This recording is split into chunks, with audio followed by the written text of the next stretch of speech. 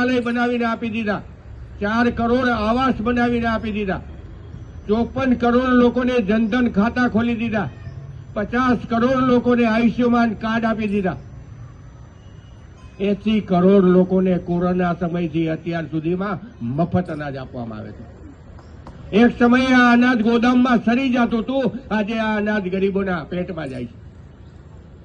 54 કરોડ જનધન ખાતા ખુલ્યા, ત્યારે લોકોને કલ્પના હતી કે આ જનધન ખાતા શું કામ ખુલે છે, પણ જયારે ડીબીટીના ધોરણે આ જનધન ખાતામાં સીધા રૂપિયા જમા થયા, ત્યારે ખ્યાલ પડ્યો કે આ તો સીધો ભ્રષ્ટાચાર ઉપર ઘા થઈ ગયો.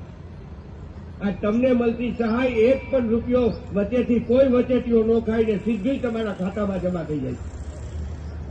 આ વિચાર જો કોઈના હોય તો એ પંડિત દીનદયાળજીના હતા.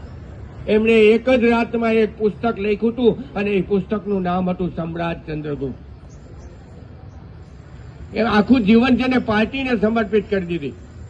જો દીનદયાળજીને ભારતીય જનતા પાર્ટીના પરિપ્રેક્ષમાં એક જ લીટીમાં કહેવું હોય તો એમ કહી શકાય કે 25 સપ્ટેમ્બર 1916ના રોજ ભારતના ભૂમંડળ ઉપર એક એવા તારાનો ઉદય થયો જેના પ્રકાશમાં આજ પણ ભારતીય જનતા પાર્ટી પ્રકાશિત છે.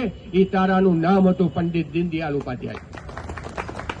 આ માણસે આખો રાષ્ટ્ર માટે પોતાનું જીવન સમર્પિત કરી દીધું. આજે એ દિવસે આપણે ભેગા થયા છે, પણ આપણે પણ આ રાષ્ટ્ર માટે કંઈક આપવાનું છે. હમણાં જ લોકસભાની ચૂંટણી આવે છે, ત્યારે આપણો પણ એક સંકલ્પ હોવો જોઈએ કે હમ કરેંગે ઉસી पे मतदान जो करे इस राष्ट्र का उत्थान. जागो रे जागो मतदाता, विधाता बनो भारत के. આપણે આ રાષ્ટ્ર માટે કંઈક કરવાનું છે, પાર્ટી માટે નહીં. એના માટે મારી શું ભૂમિકા હોઈ શકે, એ જો આપણે સંકલ્પ